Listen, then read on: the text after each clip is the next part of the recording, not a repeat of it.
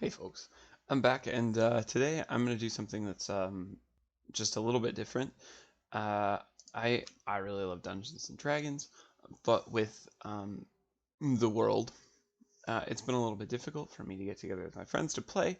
So I decided that I'm going to try and play on my own using a pre-written adventure that's been put online for people to experience solo, where technically all you need is access to the internet and player's handbook. Um, so real quick before I get started, we'll switch and I can give you a little bit of explanation. So here I've got Morgrath and Letta are right next to me here. Those are going to be the two characters, and then all the way over there, we've also got a and there has the character sheets in it. So this is Letta the Kind-Hearted. She's a cleric. This is really our main adventurer who's been given this quest today is Malagrath. He's a half-orc fighter. Now, I'm going to leave that down for the most part. Not really look at it until I need it. This is the main thing right below me here. We've got here D&D solo adventures, home quests, yada yada yada. Here we are, the crypt at the entrance, and we get a little bit of story. Now some background on my two characters before I get into that. So Morgrath, right up here, has been given this quest. He's been told that there might be some undead involved, and that he's looking for something in a crypt. So he sent off for a cleric of Pelor, um, who is Letta here, and they sent back someone who they thought could handle it, but particularly someone who was a cleric who took as one of her domains the Sun domain, which enables her to turn undead a little bit better once per day. And then finally, way down over there, you might see a little swatch of purple right now. That is the very bottom of this, which is a dice tower. I'm sure if you clicked on this video, you're pretty confident in what a dice tower does. But basically, it's just a way to roll dice without having a lot of space to roll them. So what you do, of course, is you drop a die into the top of it, and it comes out the bottom there. And as I can see very clearly, and hopefully you'll take my word on it, but there's proof, that's a 10 on a 20 there. What might be a little bit harder for you to read is if I roll a 4 for some reason. Yeah, you're not going to be able to read that at all, but I'll pick it up. That one's a 3. Now for contrast, I've got a set of black dice with white numbering. It was hopefully so that you could see them all a little bit better, but I do understand that this die is not the better kind. We're just gonna have to deal with it. Well, so into the story. So here we go. We got a new quest, the Crypt. The scholar, Olahand, resides in a small bluestone cottage a few miles outside your home village. He is a recluse, elderly man and rarely ventures into town. However, he has approached you and asked for your assistance with a problem that he wants you to resolve for him. He explains that he has seen a number of skeletal creatures wandering, I assume he means wandering, through the nearby fields at night close to his residence, and suspects that these creatures are coming from an old derelict crypt near his farmhouse. He fears that the undead are moving further out with each passing night, and wants you to venture into the crypt and find the reason why the undead have been disturbed. Although he lives a meek life, he has promised you a small reward for completing this task. Not bad. Now I've also got a side quest already.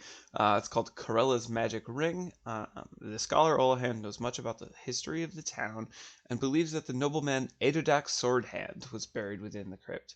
He has asked you to keep an eye out for Adodak's sarcophagus in hopes that it might contain his magic ring, as he would like to closely study it. All right, so Now, Malagrath and Letta they've talked about it and they've decided that they're just going to go to the crypt, preferably during the daytime. Not that it is going to make a huge difference once they're inside. And they're going to go and they're going to check out what's going on. So here we go. I scroll down and I explore. Now, I've also got a couple of game tips. This is just to tell you how this website works. So here we've got some description. So you are standing at the entrance to the abandoned crypt the scholar Olahand told you about. In a puddle of mud near the entranceway, you notice a number of tracks from both animals and some other unidentifiable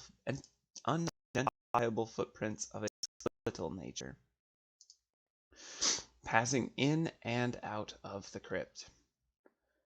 So now, game tip says mouse over one of the event graphics next to the action you wish to take. Events can be anything from finding items to additional information, encountering enemies, falling down a pitfall, even worse, or ending up in a new area. It is better for the game if once you have seen the result of the action, you follow through with it no matter what the consequence is. This is just because there's not really a dungeon master around to run the game, so technically I wouldn't have to commit to any of my actions, but I'm going to. Once I take one, that's going to happen. So we'll start by examining the area, and then this tooltip shows up. You can't quite see all of it. So the crypt entrance is set into the side of a mountain. Vines hang over the entrance passageway. Moss grows on the stones around the entranceway. Make another selection. So I'm also going to examine the door.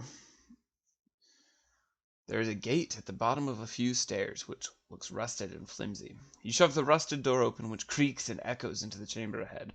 Result 1 is now available. You may proceed to next area when ready or choose another option. Now, I've already examined the area in general, so I don't need to do that. Sometimes the outcome of an action can make new rooms or areas available for you to explore, which is going to be on a new page. Results of an action appear at the bottom of the page. You must first find these results through your actions before you can use them. For instance, you must open a door before you can move on to the next room. Sometimes you must move immediately, other times you have the choice to continue on or to continue to explore where you are. In that case, you would not be required to move on immediately, so you can choose to explore other options if you wish. This is click on the result that you've made available to continue the quest when you are ready.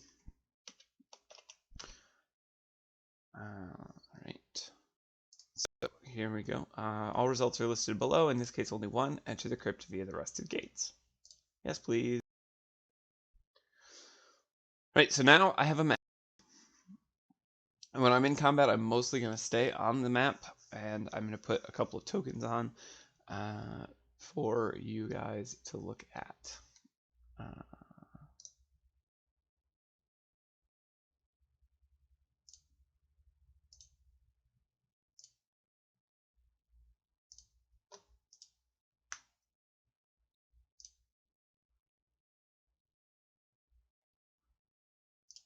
So I'm working on right now.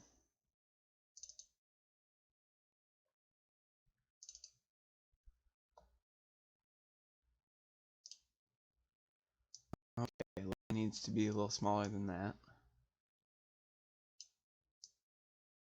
That's still a little too large.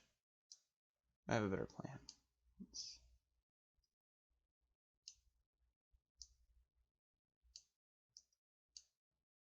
Alright, so here's Letta.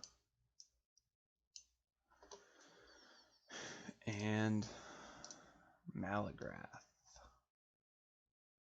I'm going to have to do a little work for Malagrath, so I'm going to cut that out and then continue from there.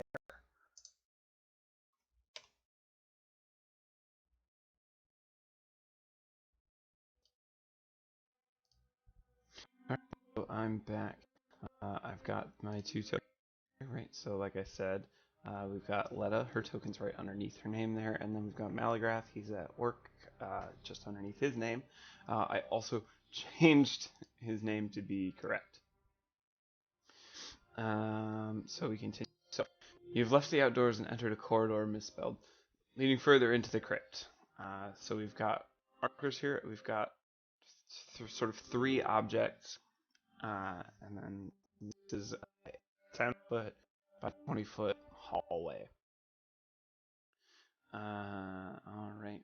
Around the outside of this room and every other room forthwith are surrounded by impassable walls unless otherwise specified. So it's going to be what 1 and 3 are, right? So 1 says 2 rusted metal gates leading outdoors. That's where we came from. And 3 says a wooden door leading further into the crypt. So 2 is a broken crate. Now that's kind of interesting. I'm going to take a look inside. So we're going to look at it. You pull a piece of wood off the top of the crate and peer inside. The crate is full of old, rusty steel weapons, almost as if they were deliberately left to rust. Gee. Alright, so, Letta is more naturally careful than Malagrath is, so she is to check out what's going on. So it's going to be a search check. Her search is a +2 here.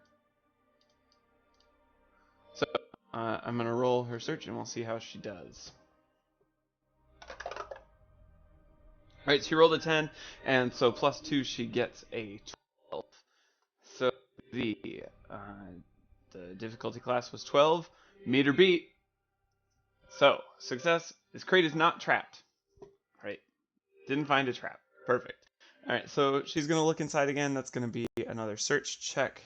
See what she finds. This time a 17 + 2 is 19, which definitely beats that 12. And she sees a longsword. Great. Cool. Alright, moving on. We'll look at the door. The door is locked, but it is rotten and can easily be smashed. Now, again, Letta's pretty careful, so she's going to listen first. And so we'll take a look, see what her listen skill is. This one's going to be +6. So if there's anything to hear in the next room, she should hear it. Ooh, bad roll, though. That's a 3. 3 + 6 to go to 9. So DC 12. She doesn't beat it, so you can hear a noise but can't work out what it is. Alright, so there's something in there. She doesn't know what it is. It's probably just rats. We're not going to bother looking for traps. There haven't been any yet. We'll save our care for the next room. Now we've got our first choice. So Letta says, look, there's some rats in there, probably. I can't tell exactly what it is. We probably don't have to be terribly sneaky coming in. And I don't want to break my thieves' tools. Can you bash down the door? And Malagrath goes, oh, of course I can. I'm not going to go the way through. So, Malagrath, it's just going to be a straight strength check, and he gets a +5. So, here we go. Rolling Malagrath's strength here.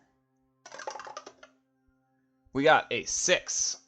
6 + 5 is 11. DC 12. Oh, no. You damage the door, but can't take it down. Try to unlock or bash the door until successful. Okay, cool.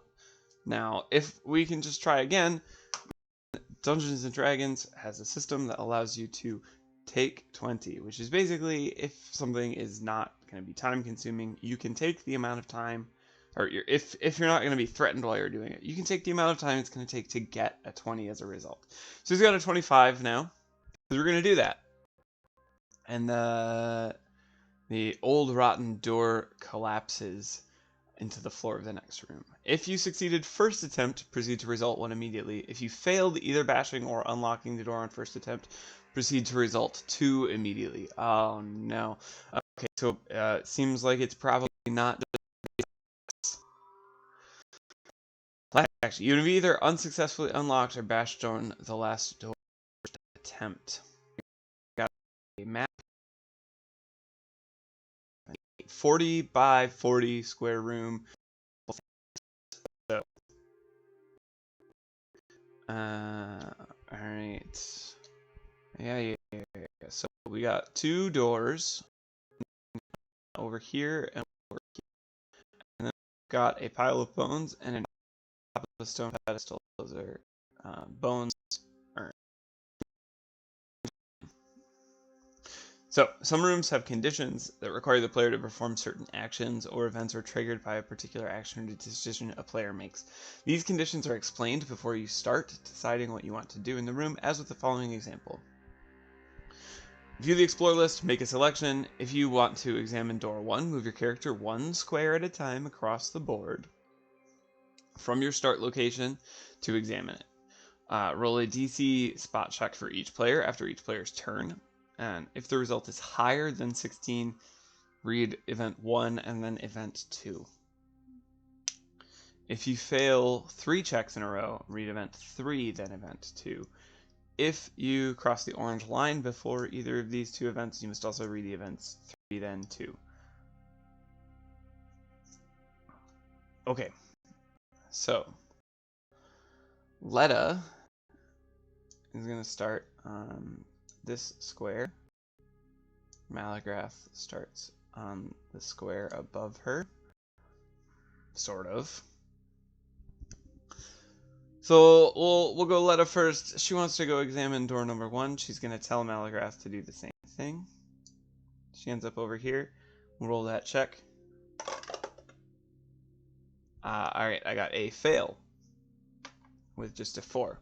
So, she's going to open the door.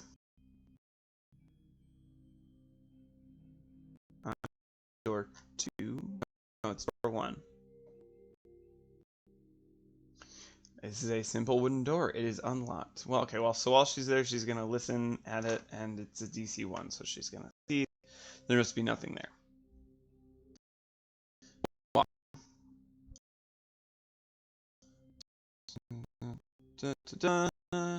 Goes to check the other door.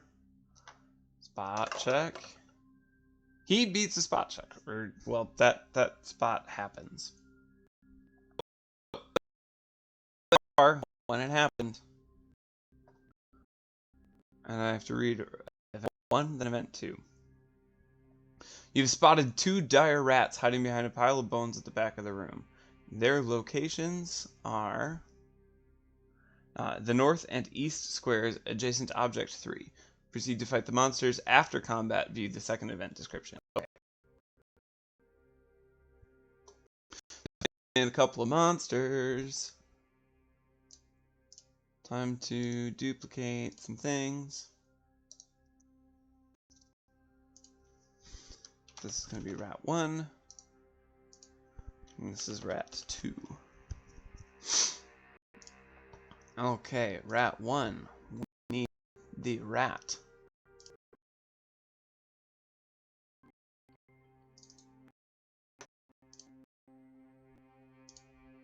Rat 1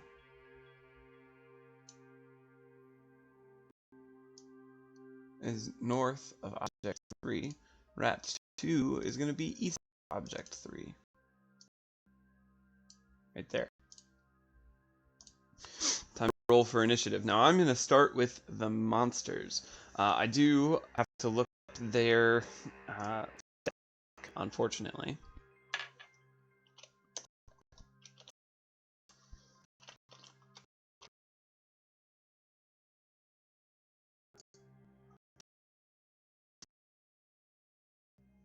Alright, direct P and an AC of 15. Alright, so I'm going to roll for first. Rat 1. Rat 1 rolls a 7 plus 3 for a 10 for initiative. Rat 2, we got a 16 plus 3 is 19. And then we'll go Malagrath. 15. His modifier is 2, so that's 17. And then Letta. Letta rolls also a 17.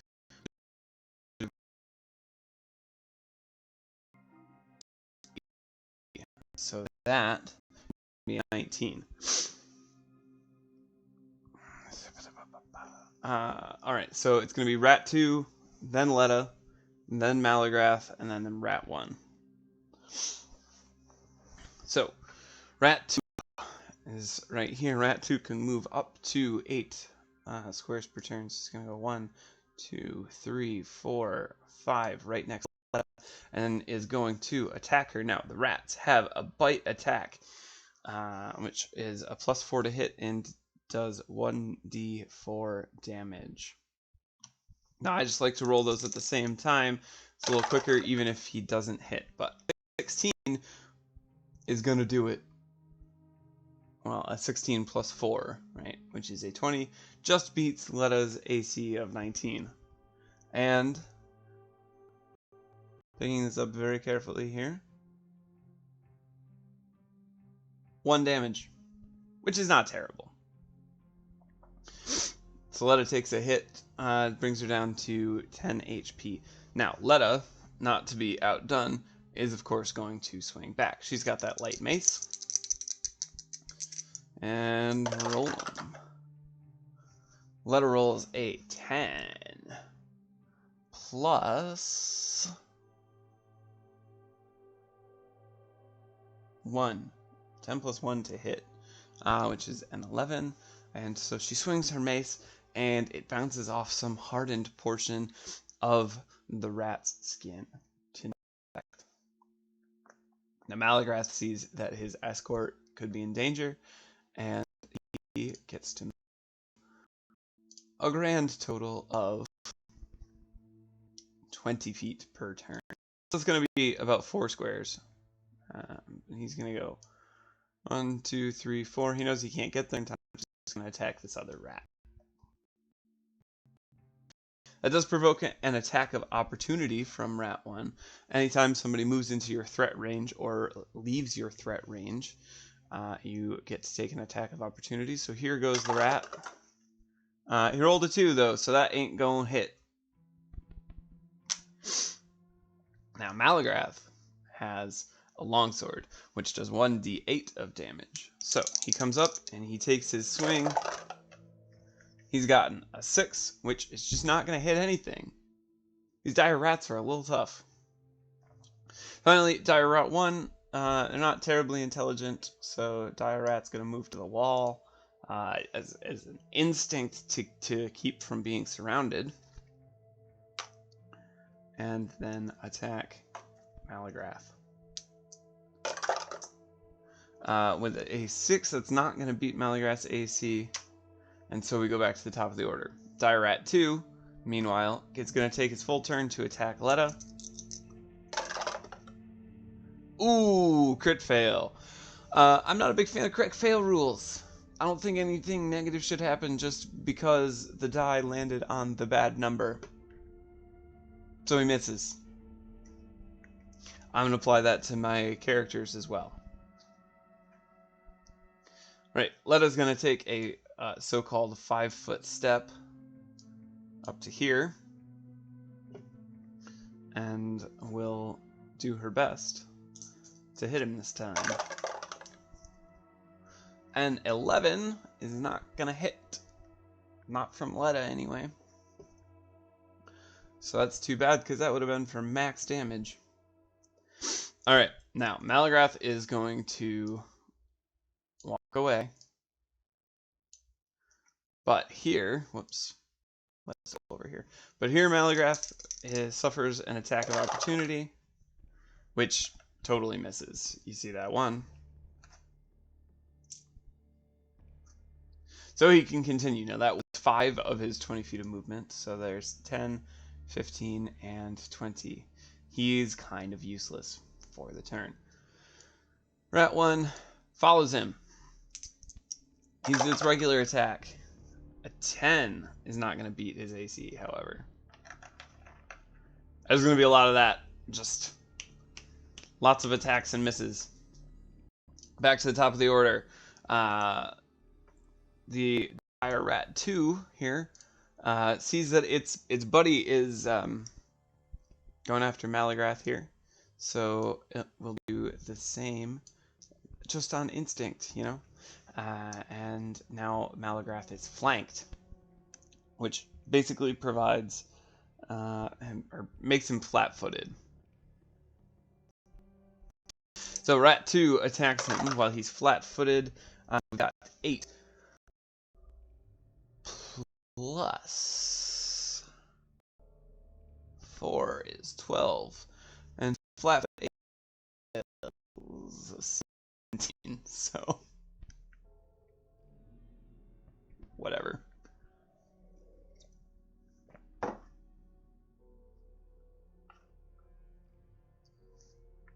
Letta's up next.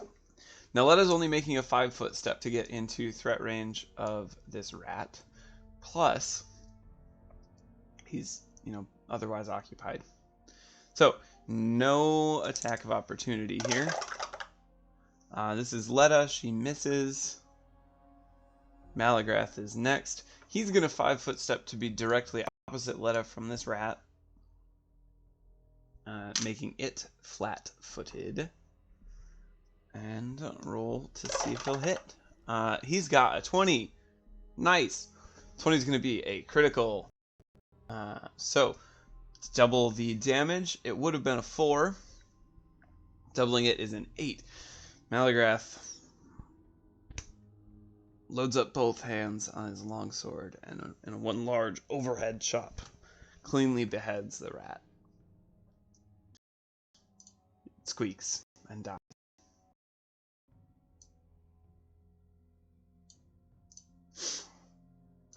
But that was rat 2. Rat 1 will 5-foot step to stay opposite Malagrath from Letta and move to bite him.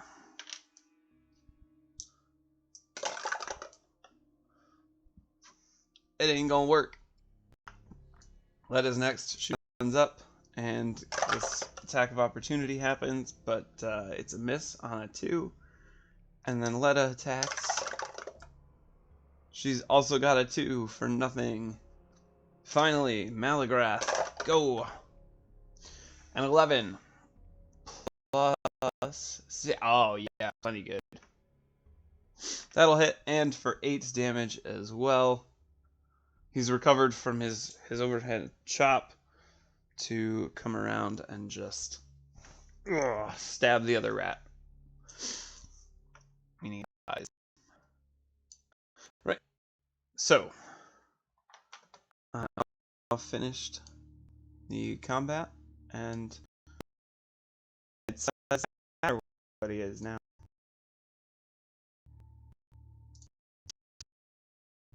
We'll read event 2. You search the dire rats for treasure but find nothing. Okay, fine.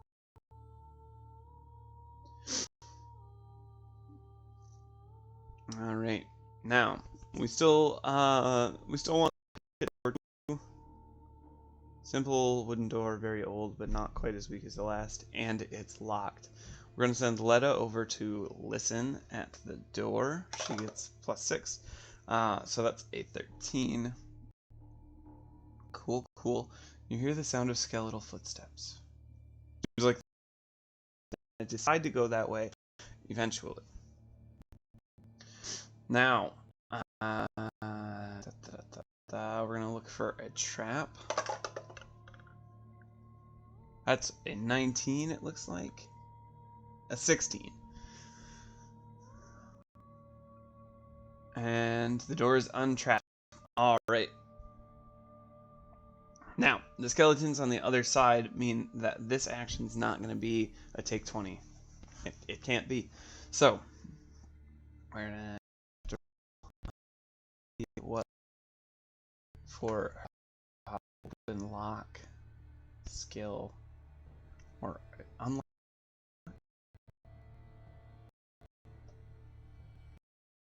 Disable device. Unlock skill. It's not here. Disable device then, surely.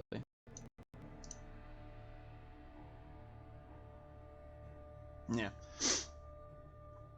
Alright, so she's got, in the end, a plus 5. That's pretty good. She rolls a 2, however. On a DC 12, she failed to unlock the door, but can try again. This time, Malagrath grows weary, and he's just gonna bash it in. Or try, anyway. 14 plus 5 from him. That'll do it. The door shatters asunder. Go immediately to result 3. Oh, graph. You doesn't check at the well, no. Okay. Alright, so here we've got roll a d6. Enemy is located on tile with corresponding numbers. So we got 1, 2, 3, 4, 5, and 6. The hair. So higher numbers are going to be better for me. We got a 5. Perfect. All right, I'm going to change one of these rats.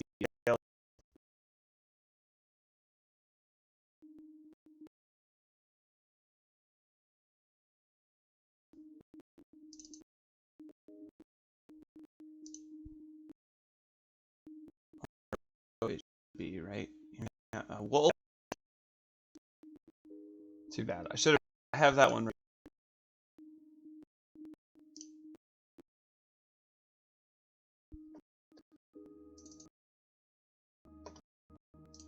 All right. Here we go. That's the skeleton. The wolf skeleton turns toward you and prepares to attack.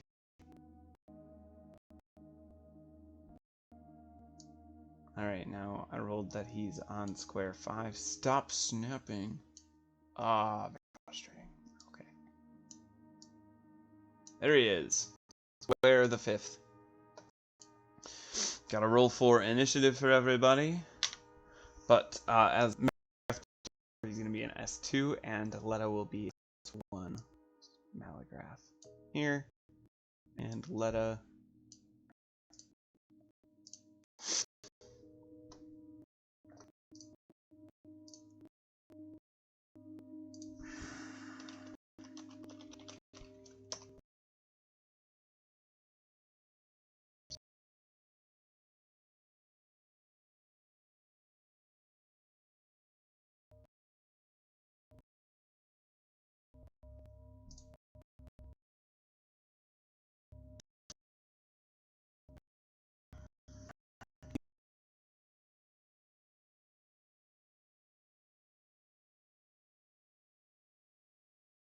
Undead. It's got 13 HP and a +7 initiative bonus. It's very fast. Alright. So, the wolf skeleton's initiative is going to be... That's 15 plus 7 is 22. Then Letta.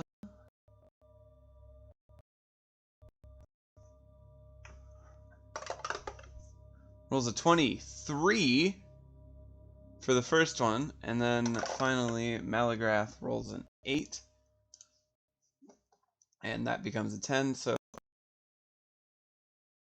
amazing. Alright, now Letta sees, of course, that the skeleton is going to immediately turn undead.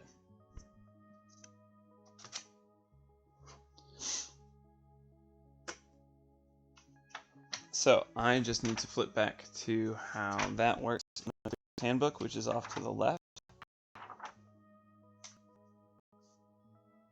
Let's see, that looks like wizard. That's a monk. Druid. The cleric. Turn undead. So here is how it reads.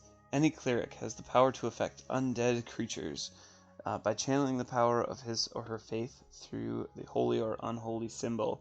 A good cleric can turn or destroy undead creatures.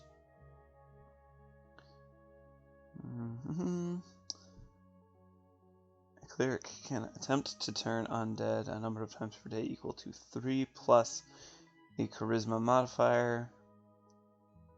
Doesn't say how it works though. That's frustrating.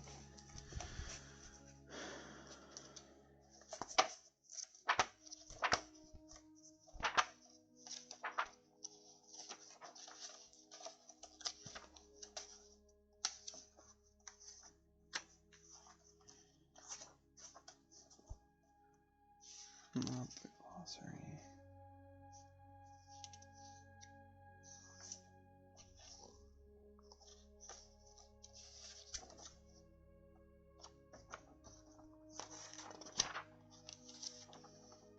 Turn undead. Turning checks, 159.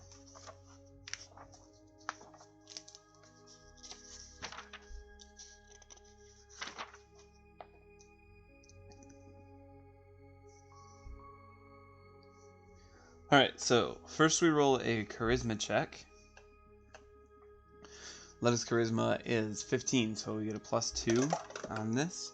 That's a 3, so that's not amazing.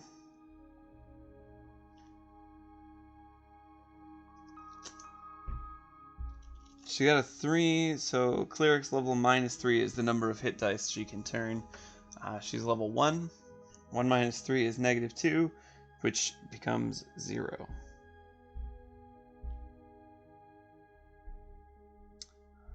Oh well. Too bad. Next, the wolf runs at them.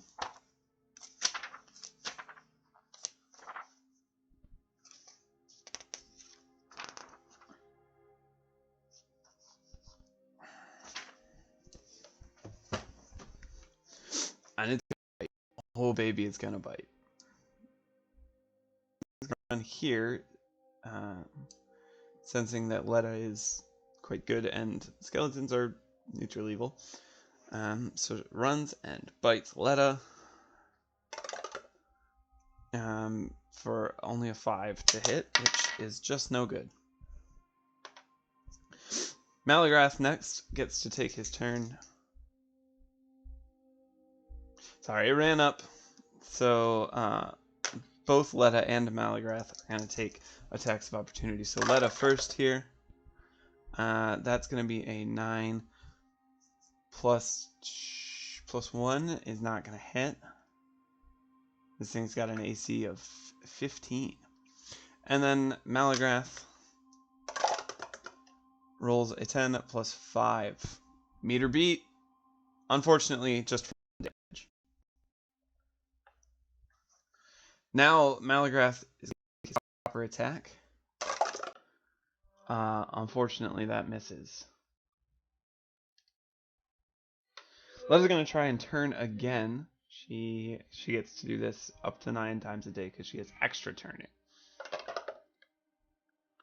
And the roll is this time. Whoops. It was there. She rolled an 8. She adds a 2, so she got a 10. Checking the table. 10 to 12 means that the she can affect a creature with up to 1 hit die.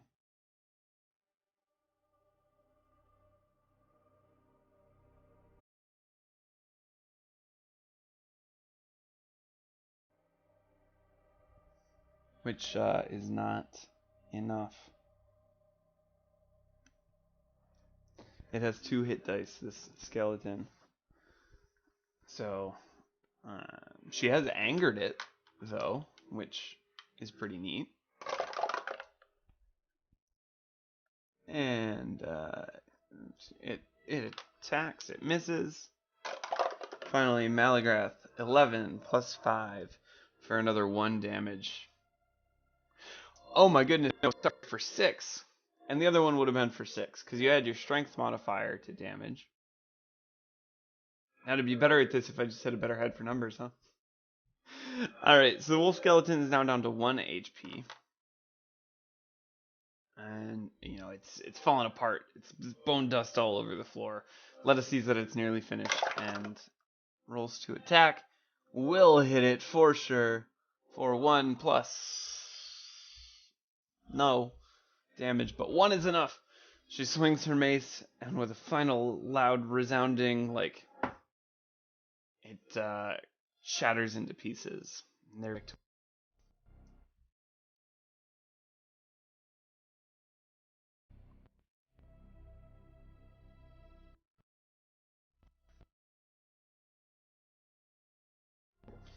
Get some XP, which I forgot to award them for.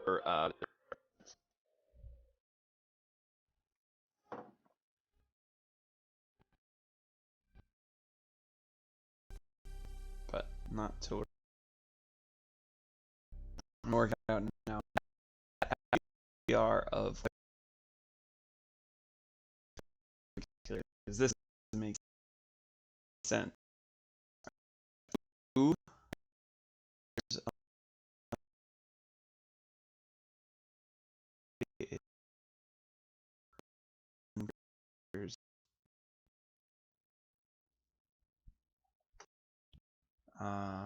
calculate.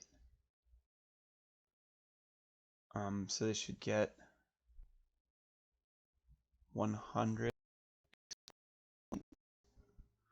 each. I'll update this. Has 100 from the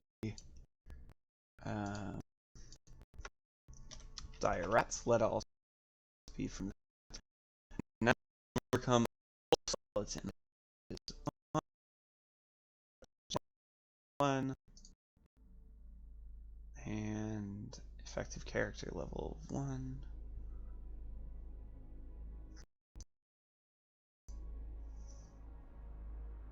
They should get 150 XP each.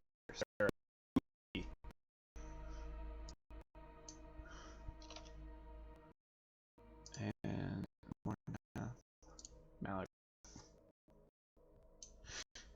There we go. Now, if that was 4 times as high as it is now, they would probably long rest and sort of be better. It is go forward to skeleton here, and then I can do this encounter. Now, position is not going to matter.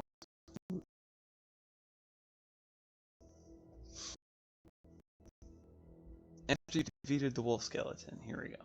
You search the wolf skeleton for items and find 5 gold. Remember to allocate XP to party members. Thank you. So they get gold. Nice. Let's add a gold counter.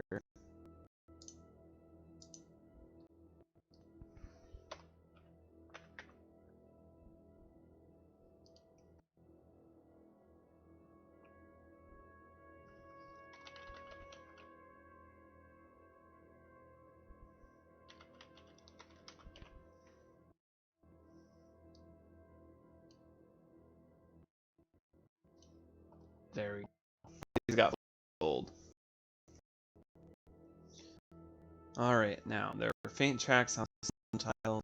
Letta takes a look and determines the creature may have been guarding something. Interesting.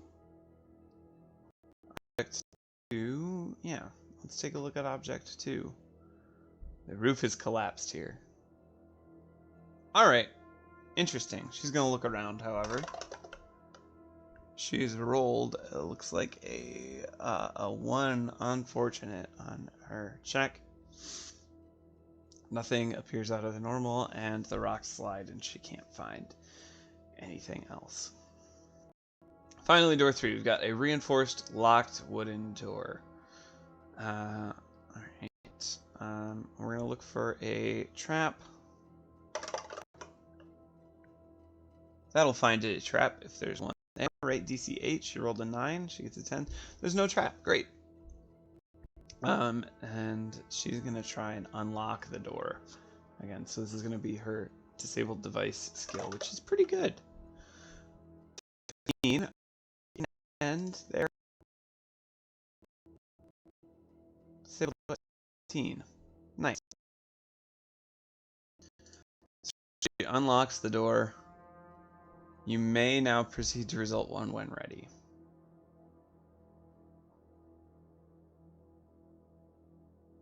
They're going to go back to the prepper.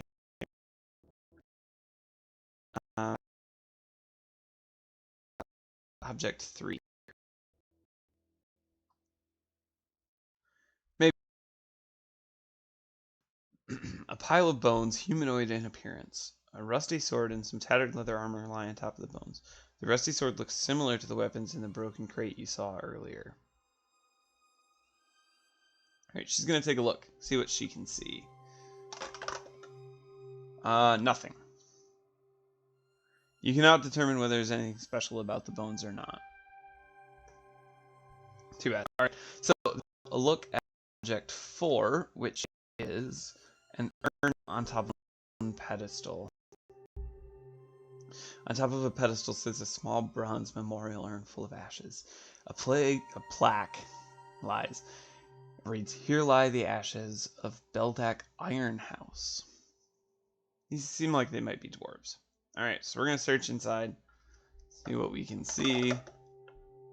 Take 20, actually. We're going to take 20. You can ignore this, right? So, tiny arcane letters have been carved around the front of the urn, over its lid, and back down the urn again. This arcane writing looks out of place. Malagrath is impatient with Oliver looking around and picks it up. Oh, as you grasp the urn, a small magical charge runs through your arms, giving a tingling sensation. You soon realize that there is a skeletal warrior assembling behind you.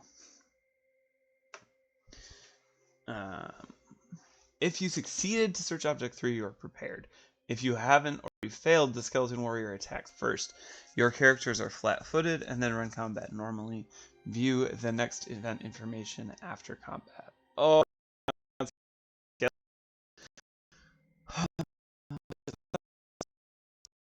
Letta,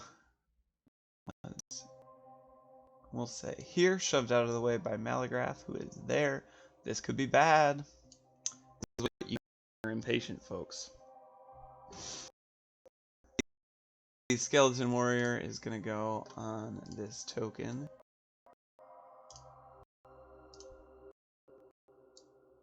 Right there.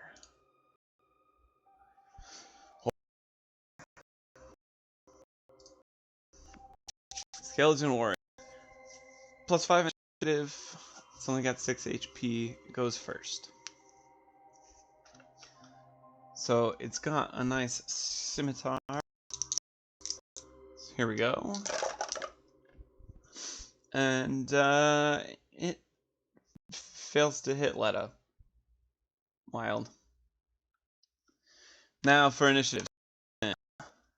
Rolls 8 plus 5 is 13. Letta rolls 7 plus 3 is 10. And Malagrath rolls 9 plus 2 is 11. So it's going to be Skeleton, Malagrath, Letta. It's going to 5-foot step and back the bigger threat. A 14 plus 1 is not going to beat Malagrath's AC, however.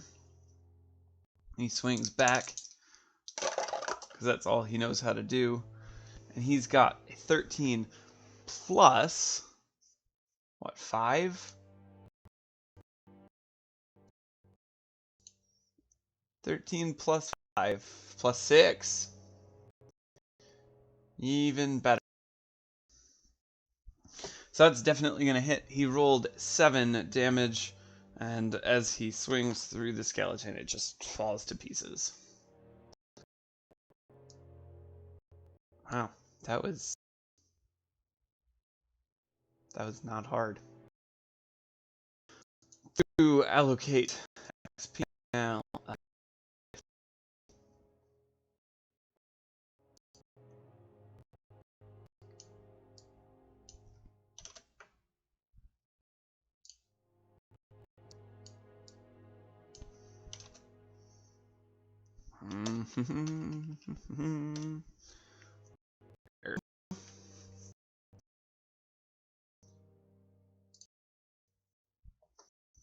We'll move them back to their resting places up.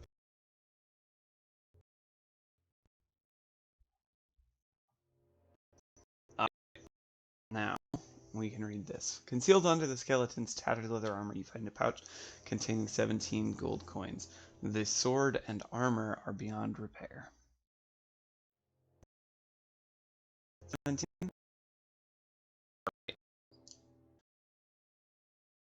That to the party's gold here. We have 22, which is like a amount, honestly, for level 1 characters in one combat, or one dungeon. Alright. Malagrath's gonna throw it. did that already. Oh. Yeah, okay.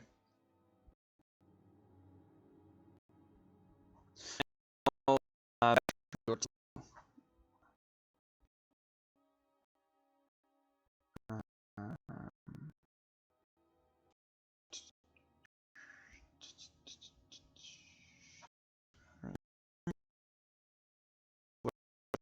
full object. They're just gonna go to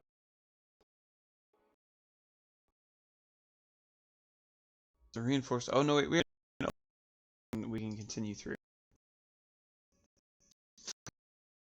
Okay, so this is the crematorium. 1, 2, 3, 4, 5, 6 items. A pile of bones and ash, a workbench, a crematorium furnace, various tools, a closed coffin, and a... Alright. Letta turns to Malagrath and says, "Sit and let me look around." Okay, fine. It was fine.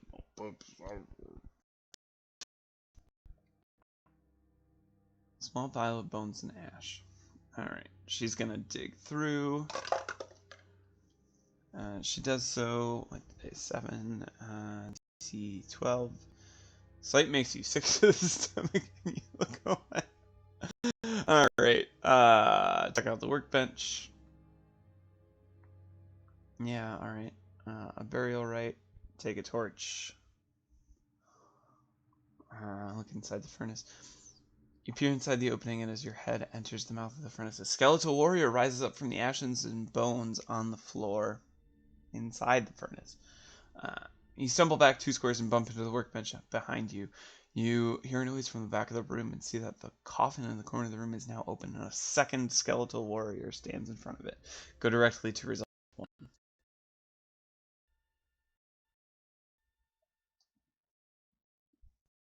Alright.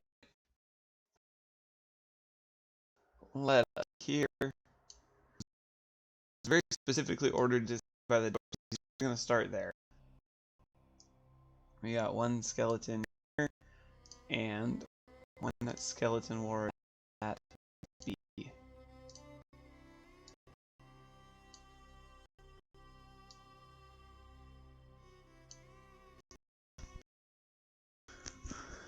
Alright, let's go real quick.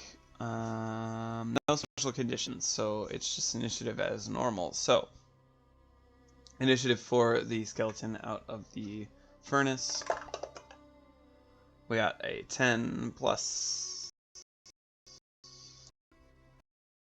5, 15. Other skeleton is a 5 plus 5 is 10. Letta.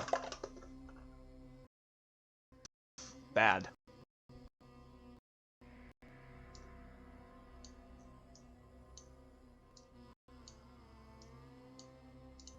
She rolled a 1, plus 1. 1 plus still 4, and then Malagrath rolls 12 plus 2 for 14. We're gonna have 1, then Malagrath 2, and Letta. 1 is just gonna step up a little step and swing at her. Right. So he swings, and it just like skates off of her mail for no effective damage. Malagrath is going to run 1, 2, 3 squares there, prompting, of course, an attack of opportunity, which will miss.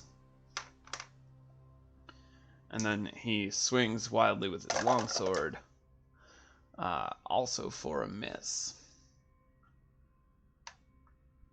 Pity. Skeleton 2, 5-foot step to there, and swings back. Just a 1. It's just a 1.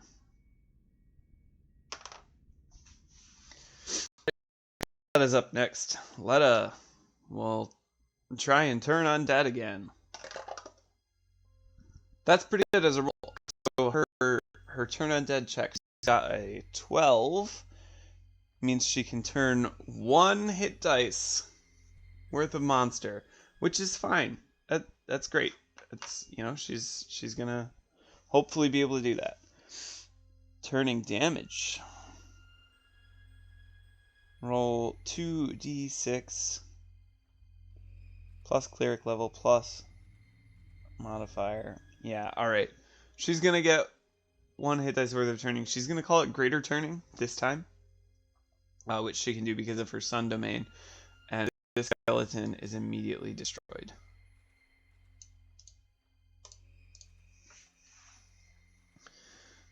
Which then brings us to Malagrath, who just wants to hit things.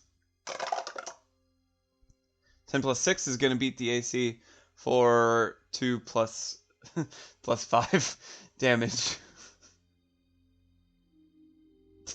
to shatter the other skeleton.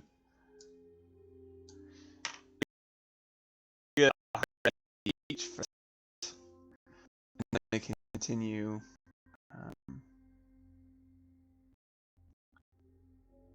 And then they continue looking around the room.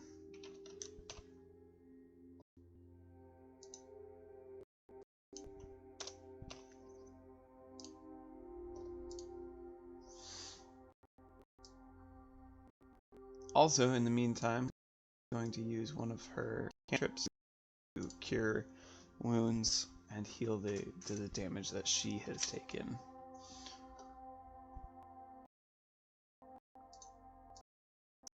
So, defeated both skeletons. You find 200 gold and a masterwork dagger.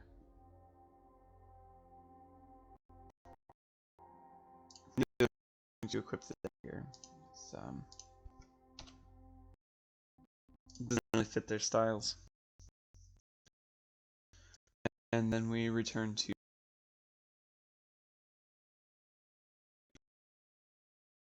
around. This was the furnace. A barrel. You notice one of the objects would make a useful weapon. You receive 1 spear. Okay, cool. And an alchemist's fire. Nice. Object 6 is a simple wooden door. Okay, we're gonna look for a trap. Letta. Terrible. Can't work out whether the door is trapped or not. Just gonna open the door then. Guess it wasn't. Nice. Result 1 is now available. Alright, we're going to move on.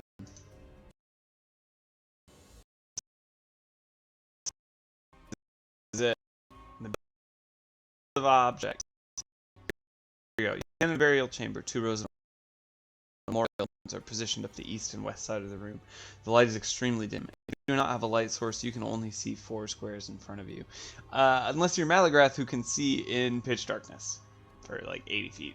So he fine.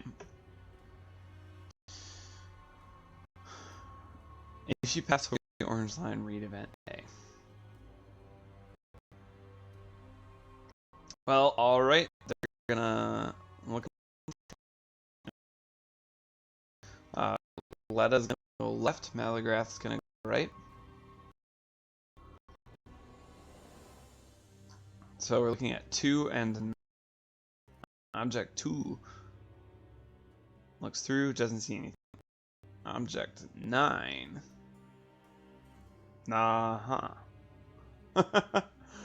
Oof. Alright, so Malagrath has to make a fort save with a DC of 12.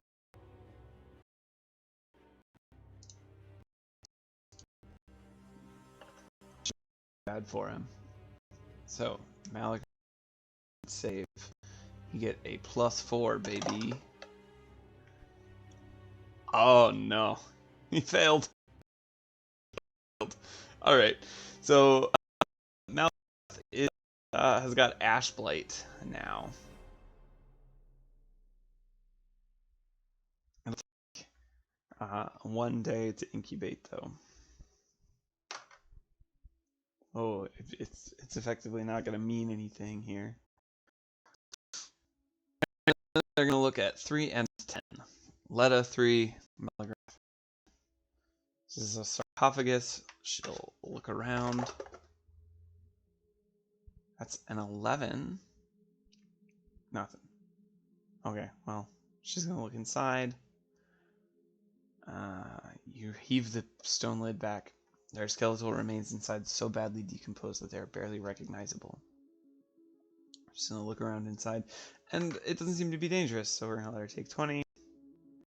She finds a small antique gold coin worth 30 gold. Looking in object 10. He just opens it. A complete undisturbed skeleton. Oh boy, I better pull up his character sheet here. What's his search?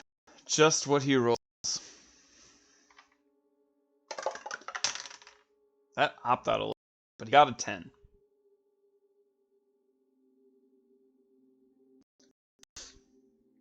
Oh, cool.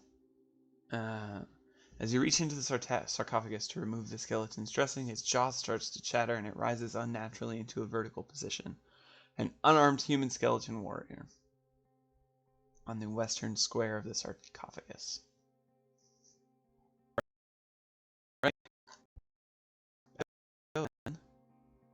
Western square is going to be this one right here. So, Malagrath was there. We've got a skeleton here, and we've got Letta over there.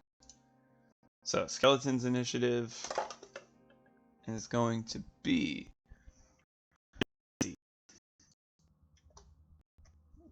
Malagrath has an initiative of 11, and Letta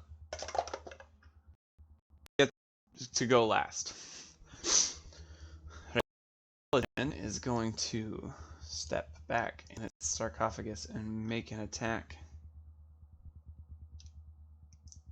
clawing at him to do nothing.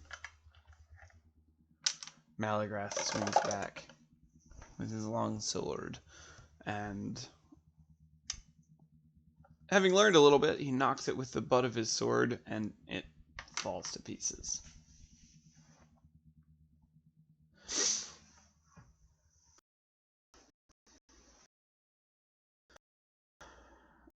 They each use hardly anything. DXP.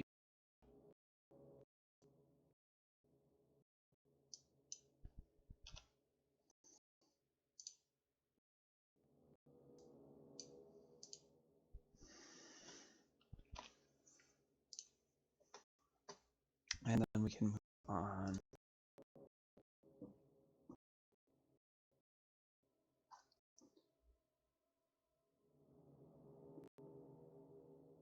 Alright, now they've noticed some tools along that orange line, and it seems like a few of the tools don't belong. So let's take a look.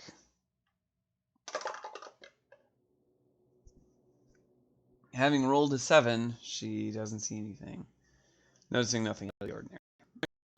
So, move on. Stepping there.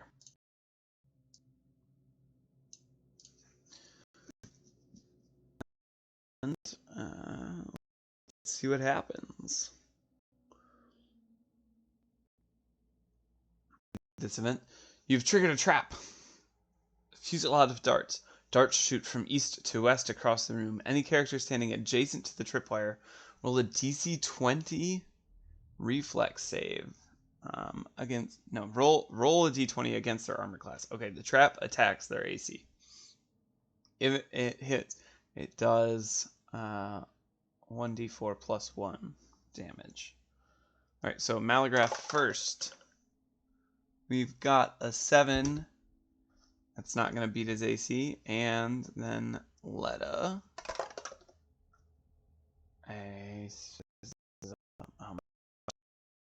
So not going to beat hers. So they're fine. Darts bounce off them. No effect.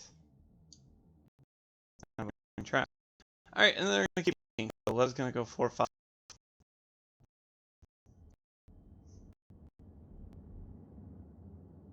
She finds a rune key. Interesting. And then 5 is another sarcophagus. She's going to open it. A skeletal legionnaire. Oh boy. So read event 2 after you've defeated the skeleton. All right.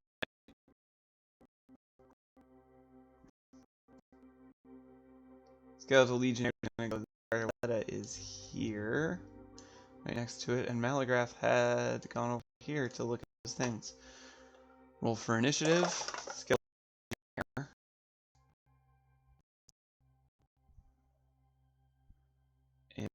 is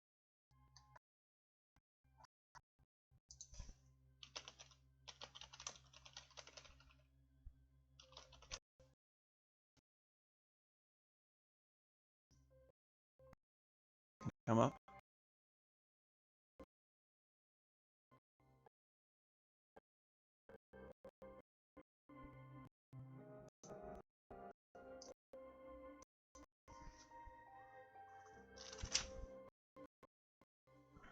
Well, I rolled a 14, and then it's gonna get, you know, Letta rolls a 2 for 16, and then Malagrath rolls a 1. He's gonna go last for sure.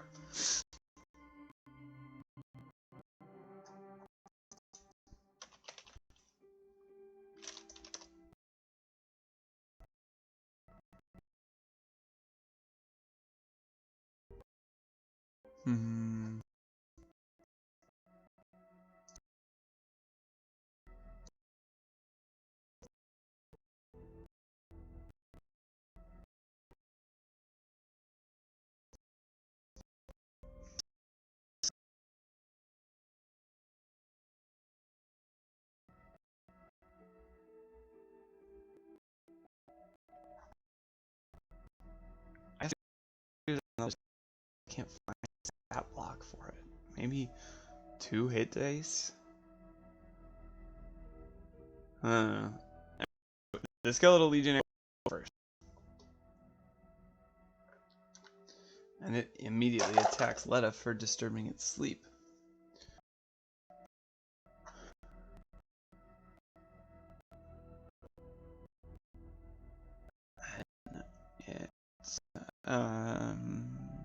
It's not going to hit. Letta goes next. Letta is going to try and turn it. What she got here? A 3. It's not going to work. Not a chance.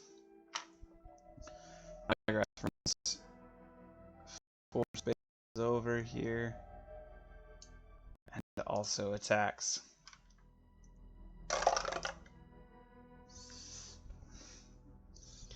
That's going to hit, and that's a critical with his sword. Which is probably good, because he also rolled 9 damage. Which means that the skill threat either. It falls and they each get 150 XP.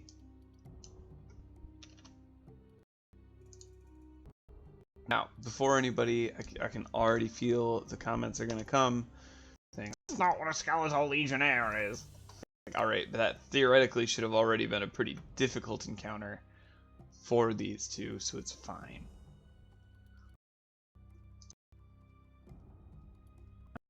Alright. Move you back to your buddy.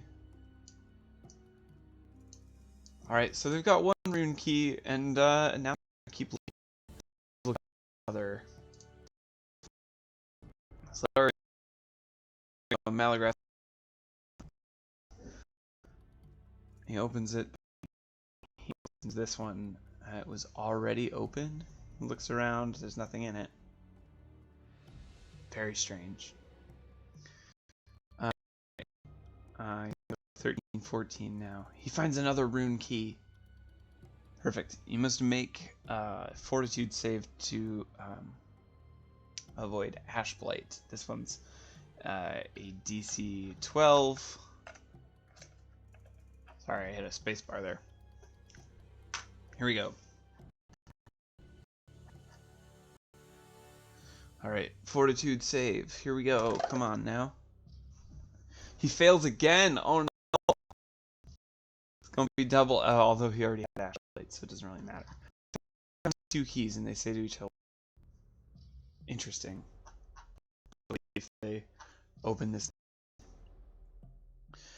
Object 16 is a double reinforced wooden door. You notice on the wall, on either side of the door, that there's a recess in the stone, each the same size. Alright, we'll try and unlock it. With the keys, you place both of the stone rune keys inside each of the sockets. They glow brightly and the magical lock on the door unlatches. The door is now open. Result 2 is now available. Proceed when ready. Cool. We'll move on. Inner. You're standing in a long, narrow corridor. The corridor is dimly lit. There is an interesting corridor. In the rooms ahead, you hear the sound of an arrow hitting something.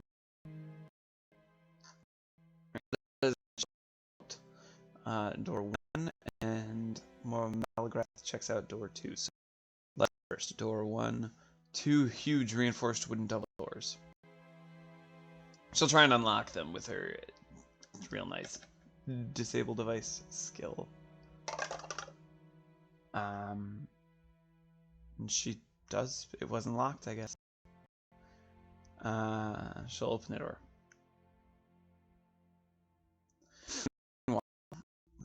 A simple wooden door. He's gonna try and bash it open. And he's rolled a 14. 5 is 19. Door was unlocked. Okay, he opens it. Letta looks at the... Oh. Look at that. The engravings in the floor are directions. In the 3 rooms ahead. To the right, Nobleman's Burial Chamber. Straight, Hero's Burial Chamber. Left, Crypt Exit. They're gonna go to the Nobleman's Burial Chamber first.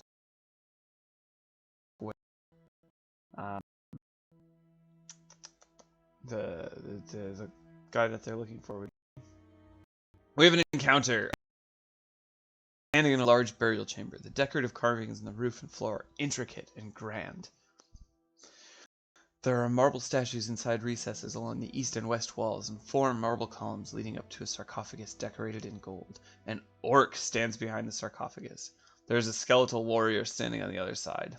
The orc sees you and screams while pointing his blade in your direction. So we have an orc and a skeletal warrior.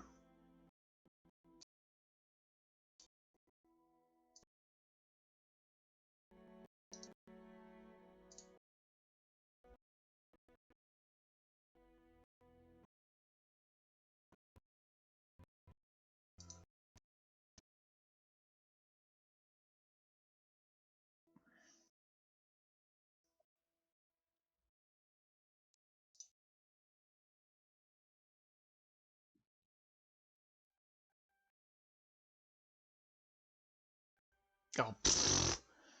I have to move this.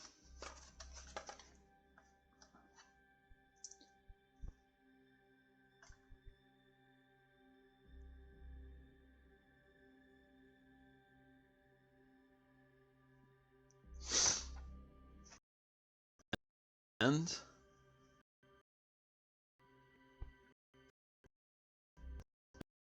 I'm getting a token.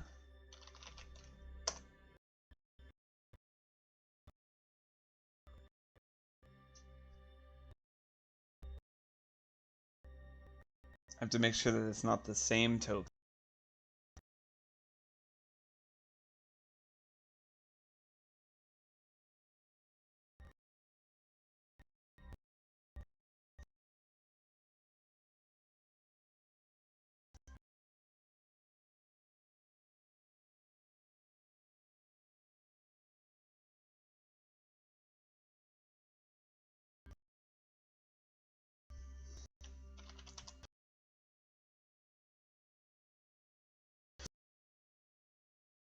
skeleton into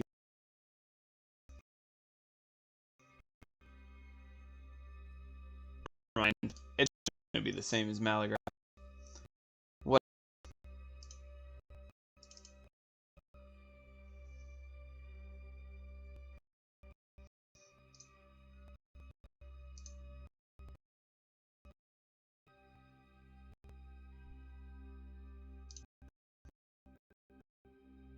Alright, so. Oof, it's a big map. Doesn't quite fit. Yes. Okay, so we've got Letta here, Malagrath here.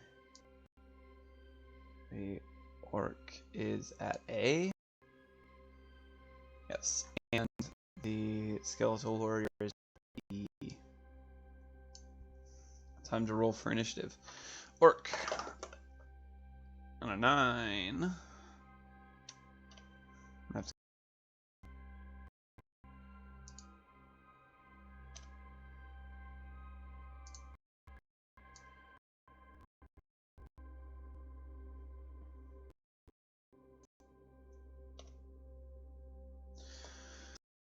9, and its initiative is just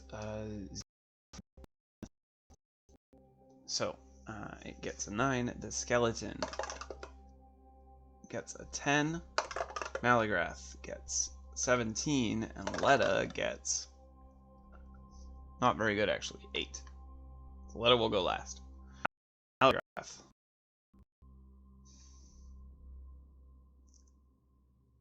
Malagrath screams, "Stop! We don't want to fight you!" in Orcish. Orc.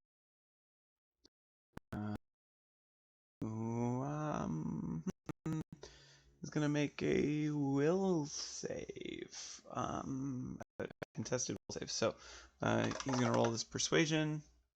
That's actually pretty good. Then the orc makes a will save. A wisdom of 7, so that's not gonna be good. The orc thinks, what? You? Okay. In a fight.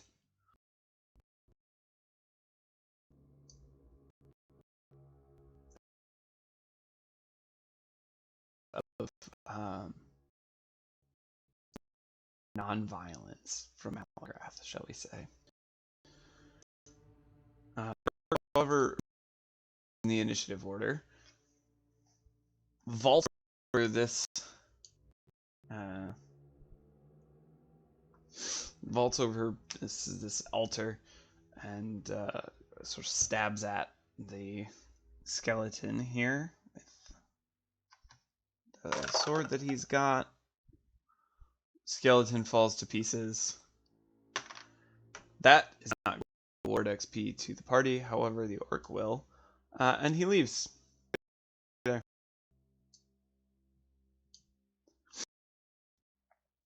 Bring Malagrath back up here, and then we can see what's going on in here.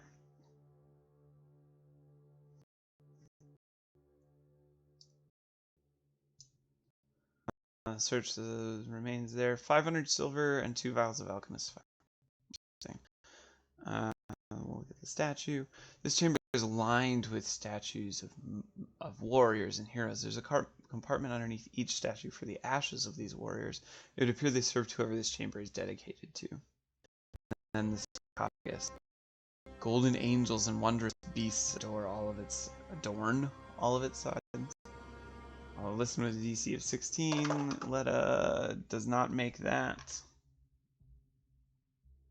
Doesn't hear anything.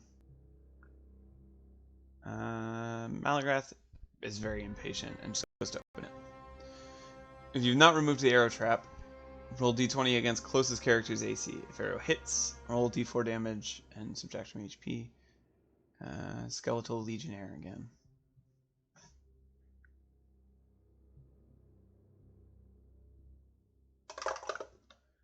Alright, that arrow does not hit Malagrath.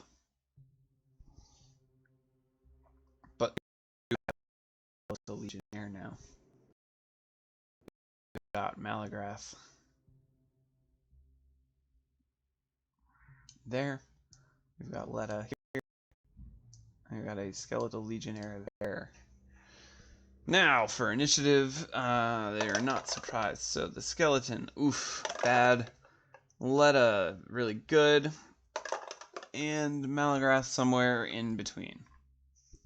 Skeletal Legionnaire. Alright, so Letta is going to 5-foot step back here and try again, really, to turn the undead here.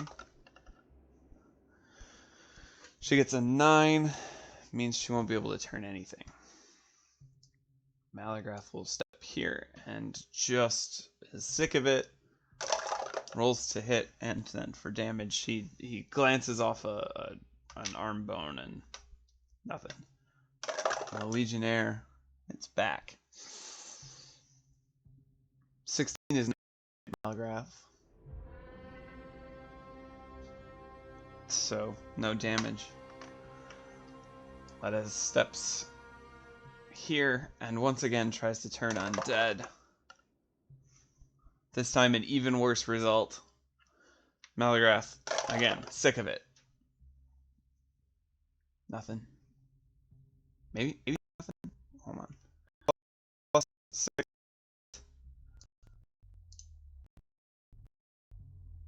Does not hit the skeleton, who, of course, will stick a Letta now and hit her instead.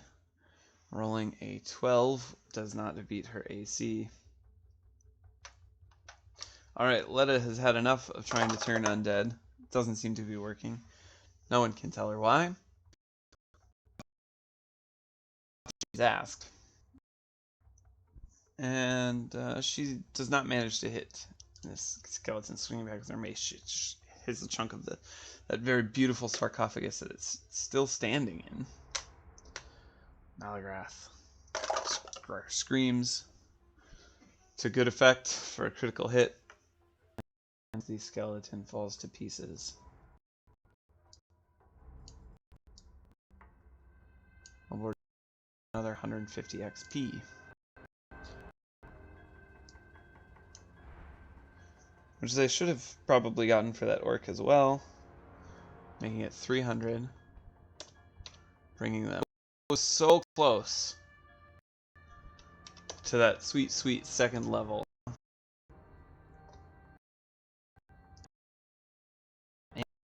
And they finished with that. Find a masterwork scimitar. A small bronze key. Interesting. To the access the nobles.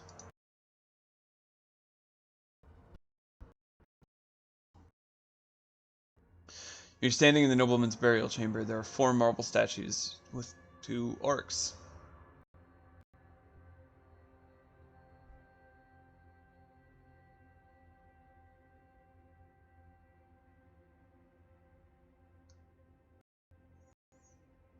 Interesting.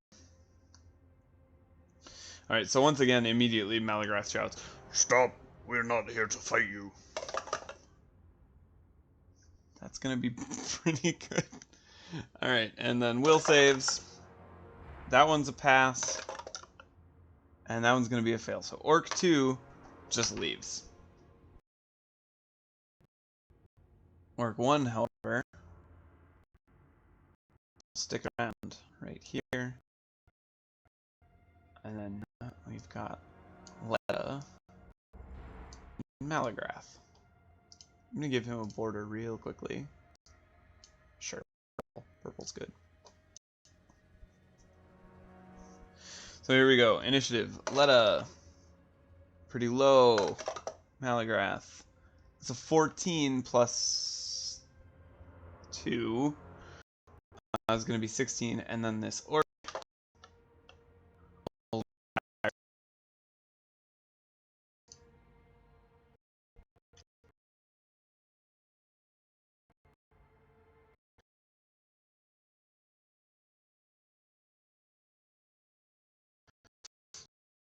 Malagrath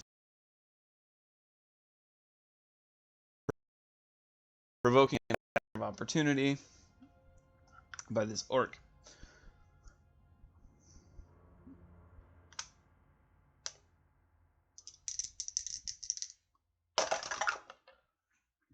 Who does not hit. Now, Malagrath will attack.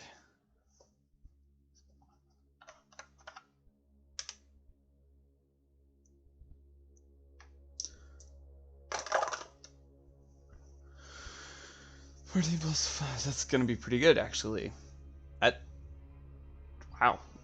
Malagrath swings his sword, rends the leather armor that the orc is wearing into, spraying blood all over.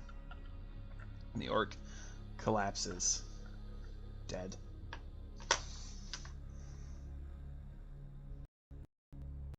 That's pretty easy. Alright, and then some XP. What do we get? 7. Oh no. They do actually get it for overcoming the other orc as well. Brings them up to 10 to 50 XP. And to the story.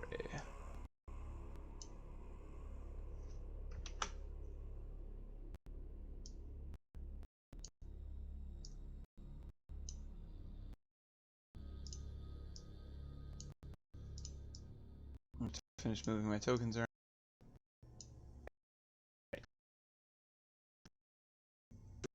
Orc 1, they found Orc 2 left. Too bad. Anyway.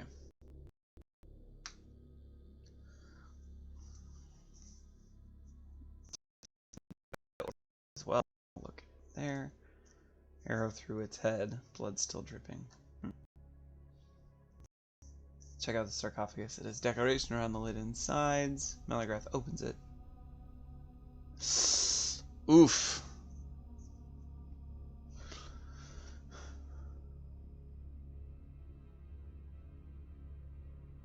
Alright.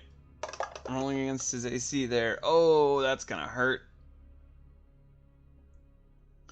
D6 +1 of damage, which is a total of 6.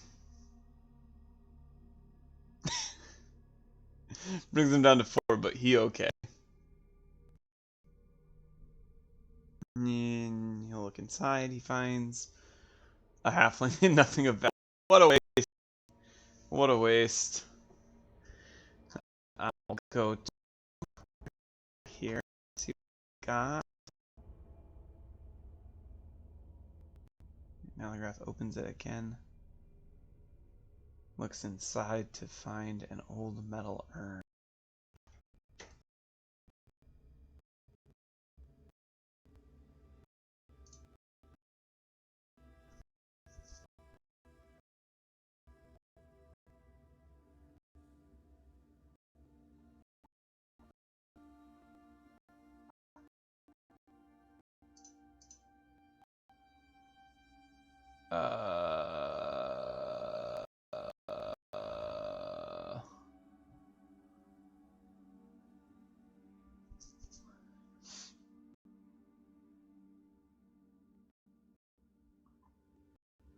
Alright, so I can't, it doesn't say what it is.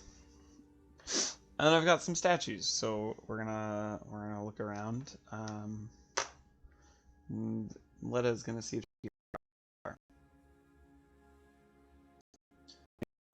A history check.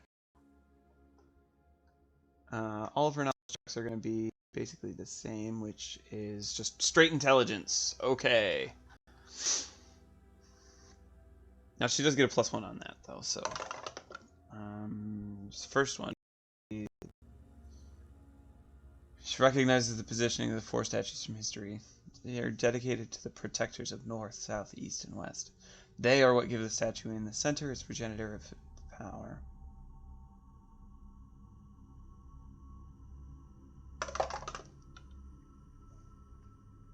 Alright, she makes her architecture check as well. Oh.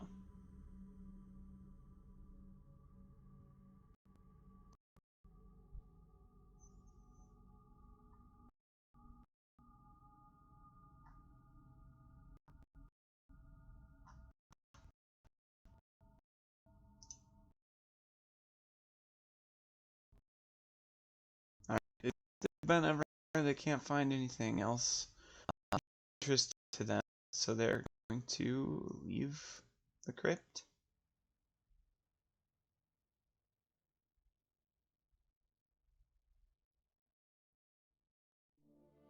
I found a small bronze key, however, so there we go. The crypt exit now with 2 dire rats.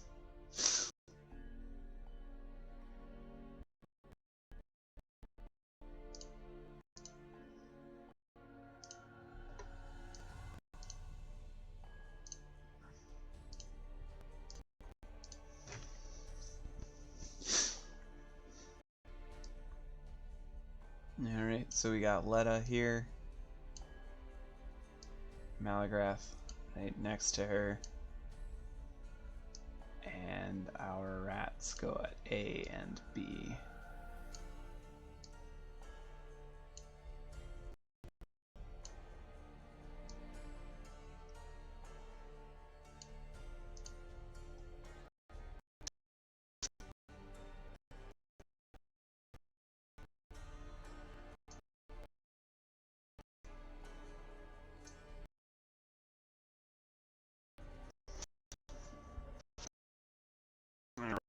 It is now, so the rats first. That's an 11 for rat 1, a 10 for rat 2. Malagrath gets a 19 and no, a 20, and Letta gets a 5. So Malagrath goes first.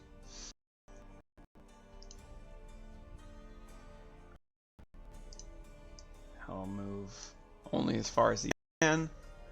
Then rat 1 runs up to bite,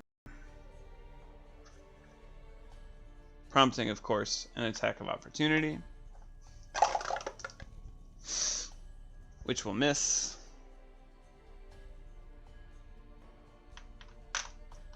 The rat's bite, however, will do 2 damage to Malagrath, who is now hurting quite a lot. Rat 2 runs up to there, not provoking an attack of opportunity because you get 1.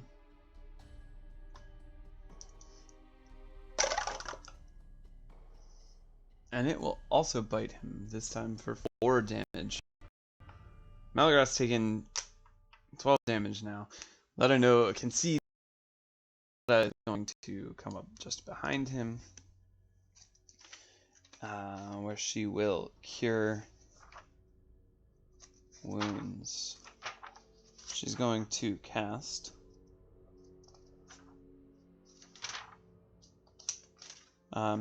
using the power of the healing domain. She's going to cast Cure Light Wounds as if she was 2nd level. This is 1d8 plus 1 damage. Or plus 2, sorry. So she cures 5 damage. And Malagrath will attack now, killing this rat, which is good. And the other rat steps to the next square and bites. To no effect. Good. Letta swings and does 1 damage to it. Says, "Ah, get it off me!" Malagrath stabs it through its feeble brain, killing it.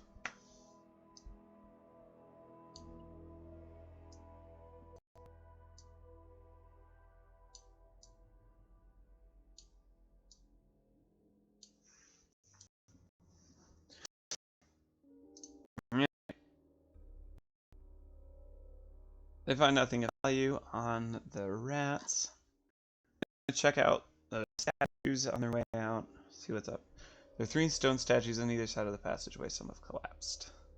This pile of bones looks like a full skeleton. You suspect that it was at one stage reanimated. Vines hang over the passageway exit. And they've left the crypt and returned to the scholar. Oh, yeah, okay. We did not find the letter. We didn't find the letter, and we didn't find either part of the ring. Oh man, what a failure. Too bad. Olahand is displeased. And it says, "Fine, I'll go myself." You say that, well, I say, well, it should be fine. It should be safe to do now. Go ahead and do that. And they leave. They walk off into the Letta and Malagrath go their respective ways. They take the time to reflect on their experiences in the crypt. They'll both level up, and they're not too worried. They don't think that Olahand is gonna die while he's in there, because they think they've pretty well cleared out the crypt by now. A couple things that I used for this. Obviously, if you go to dnd.chromesphere.net, look for solo adventures, you can find the crypt here, written for 3.5, as well as a slightly longer solo campaign, which is written for 4th edition, if that's what you're into.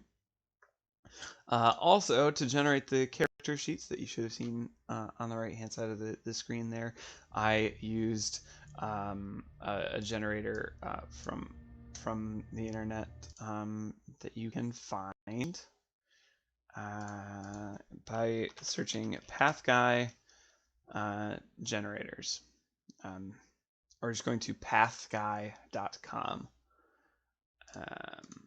Big thanks to Peter Roy for the music in the background. It's a Spotify playlist called D&D Dungeon Ambiance, if that's still there.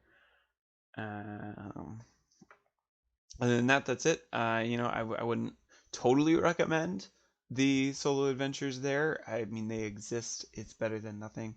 But what's definitely going to be better is trying to find a group of people to play with via any of a number of online tabletops. It's just going to be better because a pre-written adventure can't improvise. Anyway, thanks for watching. Have a good one, everybody.